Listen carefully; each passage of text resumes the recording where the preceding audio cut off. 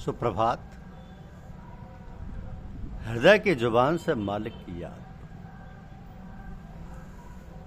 हृदय की जुबान से मालिक की याद, ये हमारी आज की आध्यात्मिक चर्चा का विषय। अभ्यासी को सत्संग में जाकर अदब से ऐसी जगह और इस तरह से बैठ जाना चाहिए मानो वो किसी चीज के ध्वनि व इंतजार में है।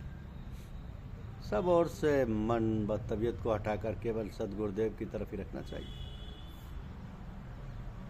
तो चुपचाप साधारण रूप से सिद्धासन पर बैठकर अपने हृदय या दिल पर मनोसूरत को ले जाकर जमाना चाहिए।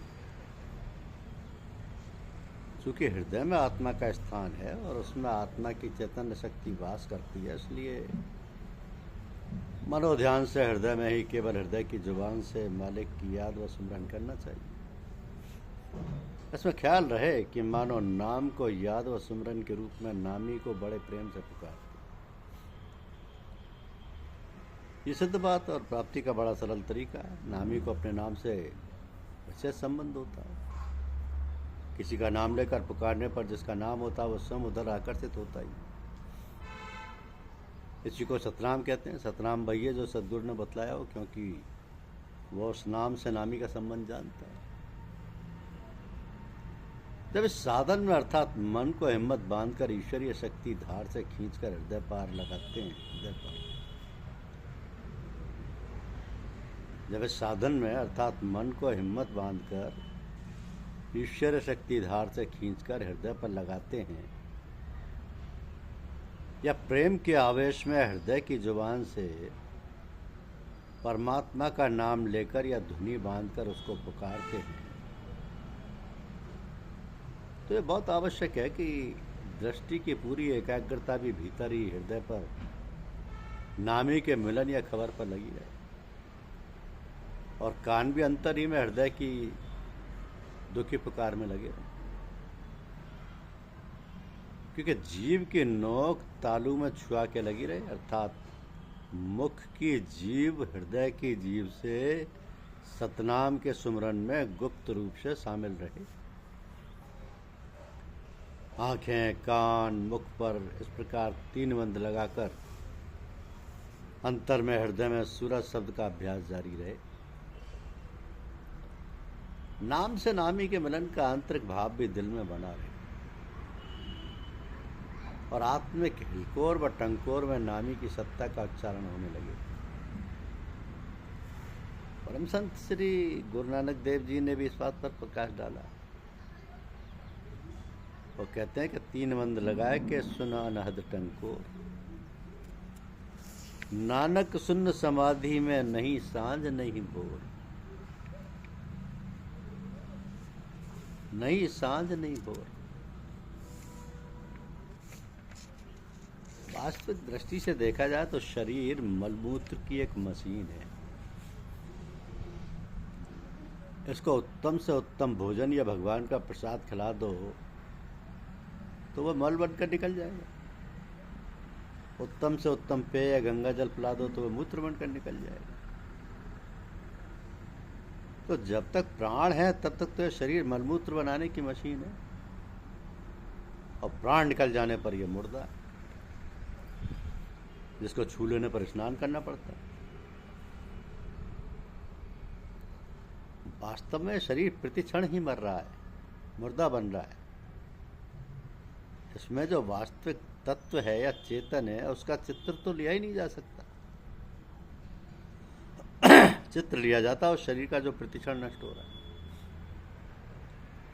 इसलिए चित्र लेने के बाद शरीर भी वैसा ही नहीं रहता जैसा चित्र लेते समय था। इसलिए चित्र की पूजा तो असत की ही पूजा हुई। चित्र में चित्रित शरीर निष्प्राण रहता है, अथवा हाड़ मांस में अपवित्र शरीर का चित्र तो मुर्दे का भी मुर्दा हुआ है।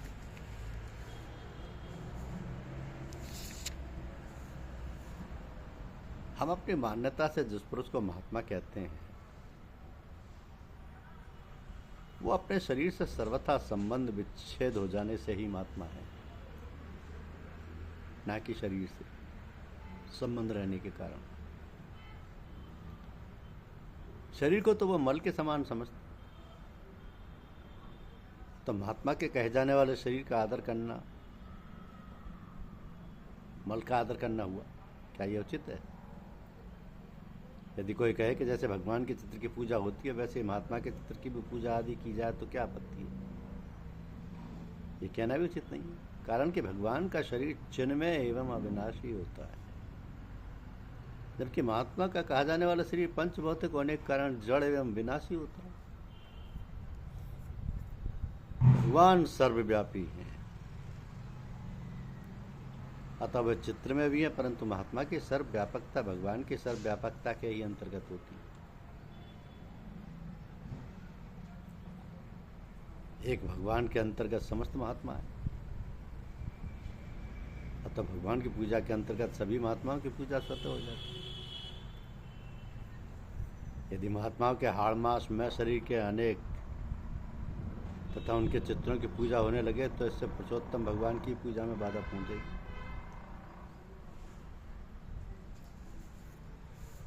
वास्तविक जीवनीय चरित्र वही होता है जो सांगोपांग, अर्थात जीवन की अच्छी बुरी, सद्गुण दुर्गुण, सदाचार दुराचार आदि सब बातों को यथार्थ रूप से वर्णन, अपने जीवन की समस्त घटनाओं का यथार्थ रूप से मनुष्य स्वयं ही जान सकता है। श्रद्धा तत्व अविनाशी है, तो उन साधकों के अविनाशी सिद्धांतों तथा वचनों पर ही श्रद्धा होनी चाहिए, ना कि विनाशी देह या नाम। नाशवान शरीर तथा नाम में तो मोह होता, श्रद्धा नहीं। परंतु जब मोह ही श्रद्धा का रूप धारण कर लेता है तभी अनर्थ होते हैं। तो भगवान के शाश्वत दिव्य अलौकिक श्री विग्रह की पूजा तथा उनके अविनाशी नाम की स्मृति को छोड़कर इन नाशवान शरीरों तथा नामों को महत्व देने से न केवल अपना ही जीवन निरर्थक होता है, पितु तो अपने साथ धोखा भी होता है।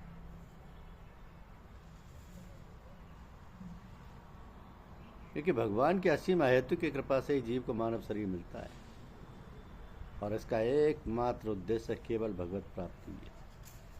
धन्यवाद। यूट्यूब चैनल को लाइक और सब्सक्राइब अवश्य कीजिए। शुक्रिया।